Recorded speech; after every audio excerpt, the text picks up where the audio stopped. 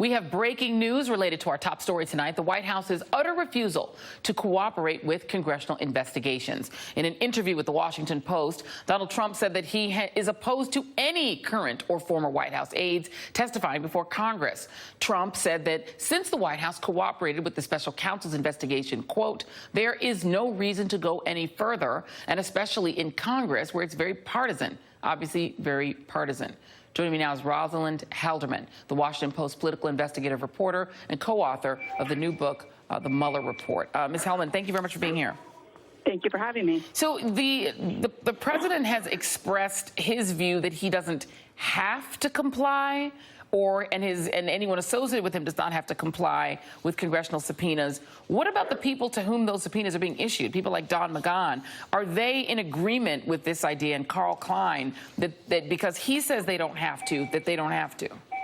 Yeah, I think those people are trying to figure that out right now. We understand from someone close to Don McGahn that he's going to sort of let the process play out. He's going to hear from the committee, hear from the White House, and then figure it out. We were told by someone close to Mr. McGahn that he does not want to be in contempt of Congress, but he also doesn't want to be in contempt of the ethical and legal obligations that accrue because he's a former White House official. And are there ethical obligations that you know of just in your reporting that would prevent a former White House counsel from complying with a duly issued subpoena?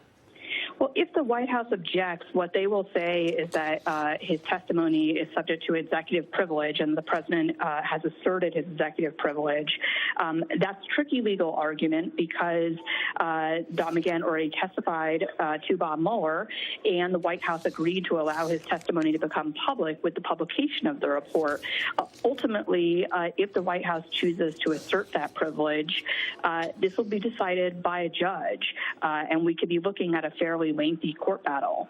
And just to read from the report here that you co-authored, White House lawyers plan to tell attorneys for administration witnesses called by the House that they will be asserting executive privilege over their testimony, according to two officials familiar with the internal plans who spoke on condition of anonymity. In his interview with the Post, Trump maintained that the White House counsel's office has not made a final decision about whether it will formally assert executive privilege or try to block congressional testimony, but that he opposes cooperation with House Democrats who he claimed were trying to score political points against him. Do you know of any precedent for a president saying that because he believes the opposing party to be trying to score political points, that he can assert that anyone who has worked for him in the past or in the present does not have to comply with the law or with a duly issued subpoena?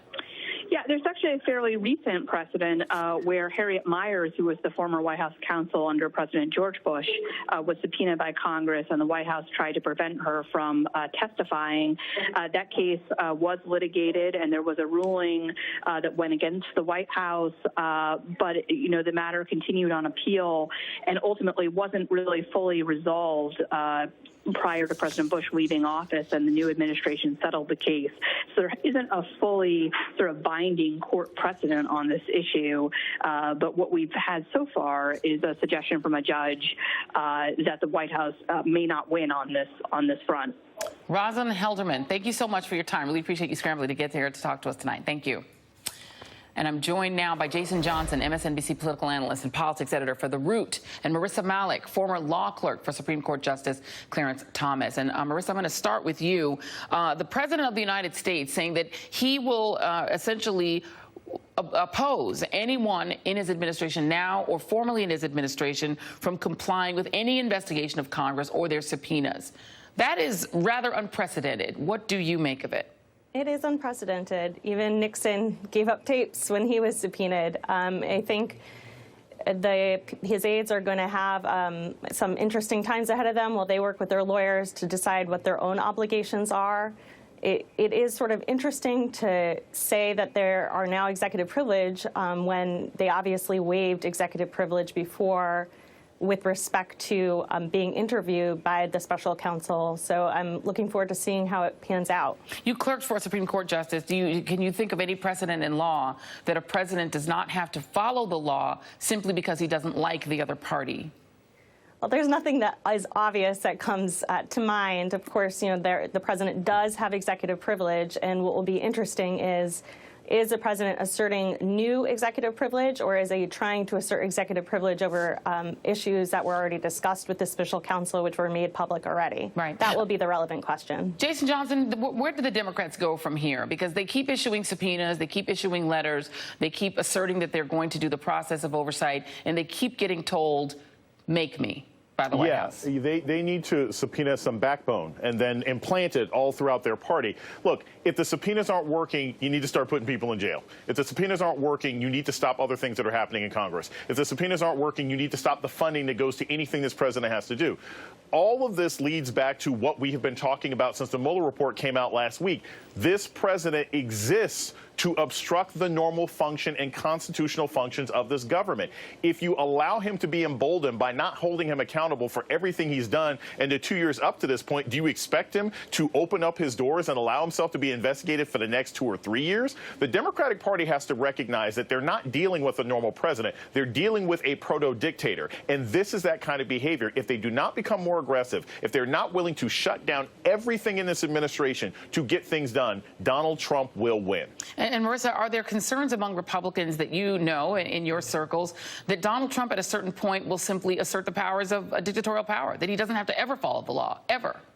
I mean, it does seem like he has been taking that stance, although the Mueller report didn't say that he would be eligible to be held guilty or pressed forward on an obstruction charge. There's certainly a lot of evidence, and my read of the report is just that frankly, it just would create a sort of a constitutional crisis to indict a president. But certainly you've seen from the report evidence that he will try to obstruct justice. He will try to assert himself in ways that are unprecedented. Yeah, and Jason, has the Democratic response been adequate in your view at this point?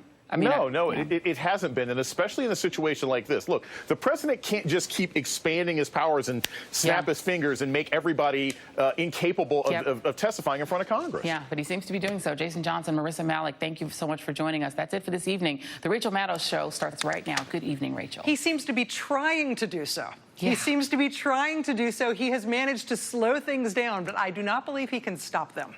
I hope you're right. I am going to hope that you are correct, because you are almost always right, so I'm going to go with that. But well, it's scary. I love the sound of that, but I don't feel like I'm persuading you. Stick around. Watch the A block and then tell me in the commercial break if you think I'm right. Okay. Thank you.